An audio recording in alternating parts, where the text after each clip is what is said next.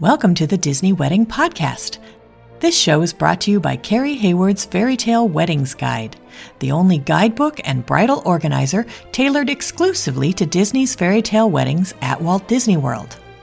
I'm Carrie Hayward, and each week I feature Disney wedding updates, money-saving tips, and interviews with wedding vendors and real Disney couples.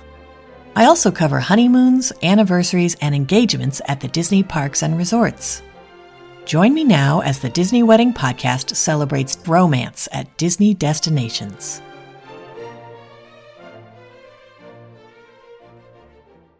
Today on the Disney Wedding Podcast, I am speaking with Disney bride Sam Rosswood about her ceremony at Tree of Life in Animal Kingdom with a reception at the Lantana Room and Patio at Coronado Springs Resort. I thought you guys would be interested to hear how she chose these locations and how she planned everything and how it all turned out. So welcome, Sam. Thanks for having me, Carrie. I'm glad to be here. Thanks so much for being on the show today. I always like to start at the very beginning and find out how you decided that you wanted to have your wedding at Disney. So I think for my friends and family, it was no big surprise. I am a previous Disney cast member at Disney World. And when I was actually working at the Animal Kingdom, the Tree of Life venue actually was brought on the same year I was working there. So that was really fun. But my husband is not a big Disney person. I still love him. That's okay. And we were looking at venues in the Southeast area. We have friends and family from all over. So no matter where we chose, it was going to be a destination wedding for most people. And we looked around and we really decided we did not want to spend so much time planning our own wedding. We wanted to kind of pick a one-stop shop. And after looking around, Christmas Eve, literally, I sent a frustrated email to Disney just saying, you know what? How much does this cost? And surprisingly, about the same as other locations at the time. So we ended up with a Disney wedding. That's fantastic. So then how did your friends and family react when they found out where the wedding was going to be? My friends and family were totally like, yep, that makes sense. His friends and family were down. Actually, his sister-in-law is from the UK and she had never been to Disney before. So I got to message her and say, hey, I know you're coming over here for our wedding. Do you still want to go to Disney? She said, it's okay. We'll spend time and do your wedding instead. I said, well, you get to do both. You're going to Disney. We're having our wedding at Disney. And so that was really fun. Everyone was actually incredibly excited, even though they had to wake up at 4 a.m. So how many guests did you invite and how many were able to make the trip? We invited 53 guests, 50 RSVP'd, and all 50 showed up. Wow, that is amazing. I know, right? I was shocked. Did you set up a room block for your guests? We did set up a room block, and just to make things kind of easier on my end, I am a bit of a control freak, so I was able to see who booked and who didn't and who I needed to harass. That's a good point because, they send you updates on who is booking in your room block now, which can be super helpful. Yeah, absolutely. Now, how did you guys choose the day of the week and time of day for your event? Did you consider doing an evening wedding at Tree of Life, or did you always know you wanted to do the morning one? We did originally consider doing an evening event, but when we really looked at the timelines and our guest count and the ages of our guests, given that we are in our late 20s and early 30s, and so are all of our guests as well as our parents, we quickly realized that maybe a midnight start time was not for us. And so we chose to do the morning ceremony instead. And it seemed like a crazy early morning, but who actually sleeps the night before their wedding anyway? So wasn't really an issue there, just all the excitement and nerves. And as far as the day of the week, we looked at a bunch of things, and when it came down to it, it was much cheaper to do it during the week than it is on a weekend. So we decided to have Saturday and Sunday in the parks with our friends and family, and then Monday morning have our wedding, and everyone could travel on back to home if they wanted to, or they could hang out with us for longer after the wedding was over. Fantastic. Now, how did you choose your ceremony and reception venues? So we originally contacted Disney in regards to an Oak Manor ceremony, and we hadn't really picked a reception venue. That wasn't super important to us. And when we got down to the numbers and my husband was like, well, you said you didn't want to just get married at a hotel. Let's ask them about the tree, because we both met at a zoo in South Carolina.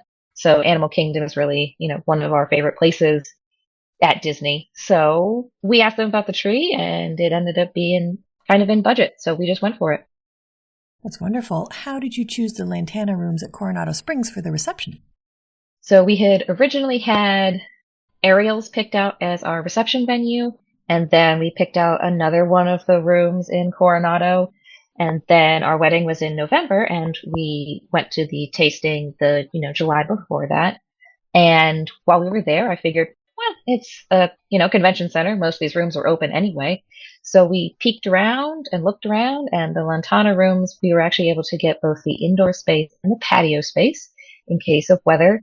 They actually left all of the lounge chairs and furniture inside the indoor spaces, which was really nice, given that a lot of our guests would like to sit down and hang out like that. So it actually just really worked out for us to have both spaces, indoor and outdoor. People could move about as they saw fit. There were still large windows looking out to the patio. So if people wanted to sit inside in the climate control, they could and still watch the fun. That's interesting. So did you have your reception set up outside or your pre-reception outside? The pre-reception was set up inside where they did some of the hors d'oeuvres and started the cocktails. The bar was also set up inside, and then the reception and tables were set up outside along with the DJ and the cake and the silhouette artist. Got it. That's great. Now, did you guys use any outside vendors for the portions of your event that you were able to?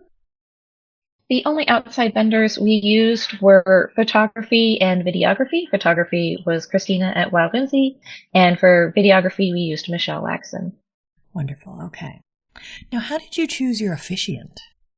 So when my husband and I first got together, we were working at a zoo in South Carolina, and we had a friend for both of us, and she had actually made a joke at one point, and she said it during the ceremony, that, her and I were actually writing down lists of why somebody should want to date my now husband. And it turned out that she was the ultimate wing woman, and I ended up dating him instead.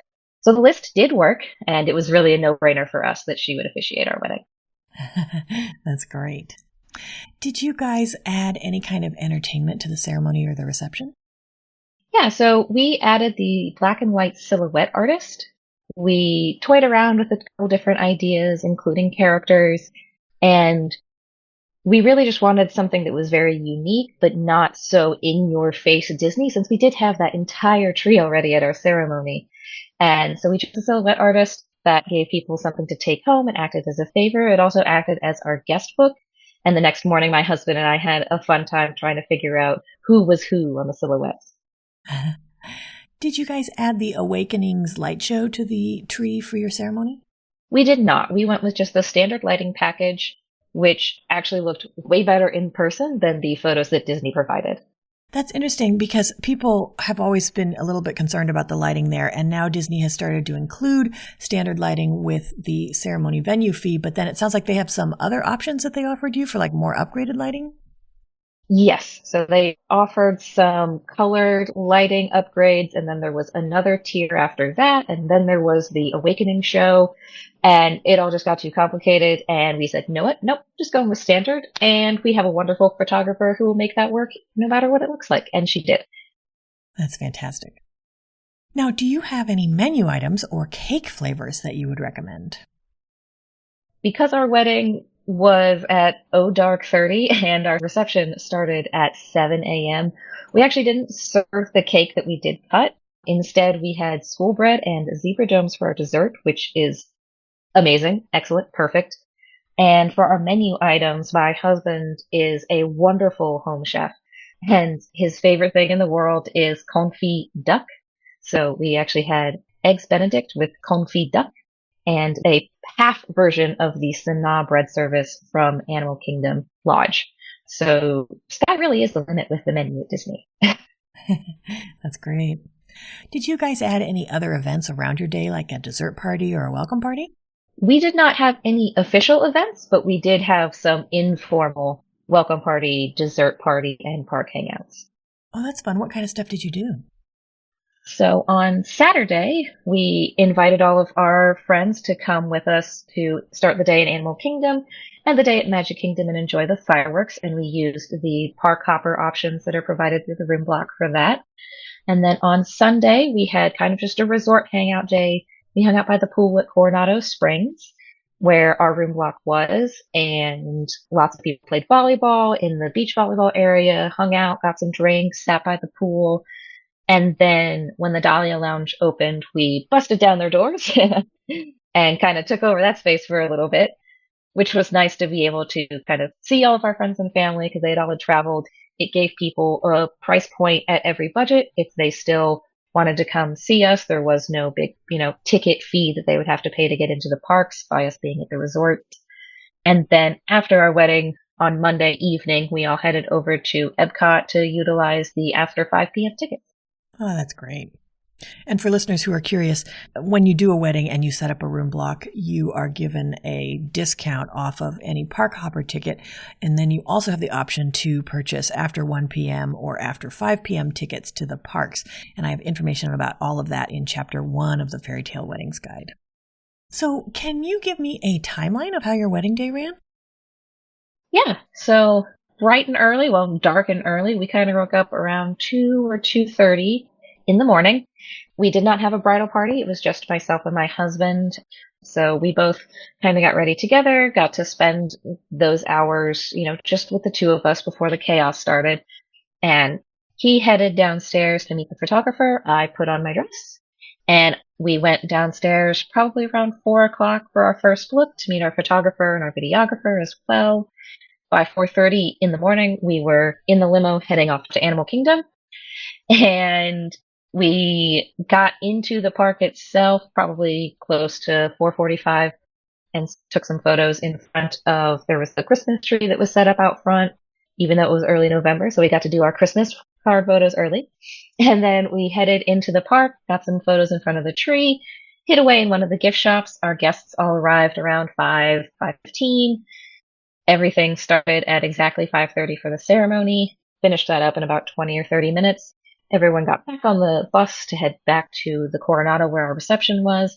My husband and I finished up some photos, and then we met everyone at the resort for the reception around 6:30 or 7, and we hung out, partied, had delicious pog mimosas, and we were done by noon.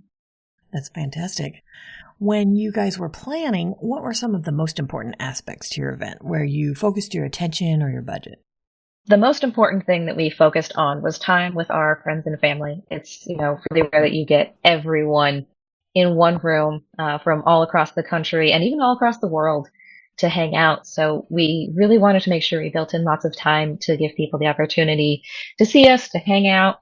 And then another thing that we really focused on, which is an odd one, but allergies. We had a lot of food allergies in our group. We had celiacs, we had folks who are allergic to dairy, nuts, shellfish, caffeine. You name it, we had an allergy for it. And Disney was absolutely wonderful with every single moment of it. No one got sick, which was awesome.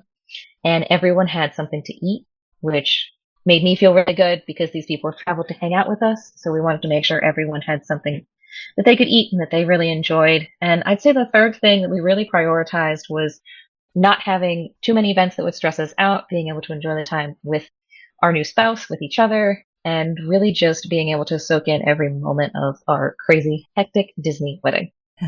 That's a great point, yeah. Were there any aspects that were less important where you saved your money or just your effort? I would say one thing that really started to bother me, and then I realized maybe it doesn't, super matter, was the color scheme or the theme, because the Tree of Life has its own, color scheme and theme and vibe going on. And then if you looked at all of the other different places we were trying to use for reception venues, Ariel's has that underwater and blue theme. Coronado has its bright reds and oranges. And so we ended up just saying, you know what, we're just going to do a lot of greenery everywhere, and that's how we're going to tie everything in. And it actually worked out really well. Less ended up being more for us. And another thing that we didn't focus a whole lot of time on were the traditions that just didn't really resonate with us. We did the first dances, and we did dances with our, respective parents. And otherwise, there weren't a whole lot of traditions that were at our ceremony or at our reception. And I think that just allowed more time for us to really enjoy that time with our friends and family. That's great. So out of all of this, what ended up being your favorite memory of your wedding day?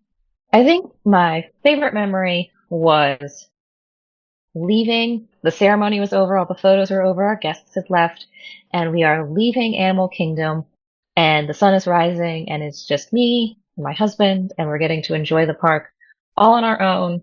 And it was just really a nice moment to have that. Whew, the stressful part was over. It didn't rain, everyone showed up, and now we get to go party. That's great. Now, did anything go wrong or just not turn out like you expected? I was really, really worried about the rain. I think every couple who has a wedding outside panics about the rain in Florida for at least a week or two. And the weather was great. It was colder than we expected for November. It was like 55, which for those of us who are from Florida is way too cold, frigid. But other than that, no, the bus showed up on time. I was also worried about handicap accessibility for my grandfather, but they made sure that the bus was wheelchair accessible. They made sure that he had a spot at every table that he needed to be at in the ceremony itself. So honestly, no, nothing went wrong, and I was completely surprised. That's fantastic. Now, is there anything you would have done differently knowing what you know now? I would have stressed a whole heck of a lot less in the planning stages. Disney does these thousands and thousands of times every year, and they really do it well if you just let them handle it. At least that's in my experience. Any other tips or advice for future Disney couples? It's going to be hard, but just let Disney do what Disney does. Comparing the wedding planning timeline of Disney to friends and family who have had their weddings outside of Disney, it seems insane. You're planning a wedding with Disney in 4 months, usually, but they do a really good job. Our florals turned out exactly like we expected. The food turned out delicious. The cake was so cute.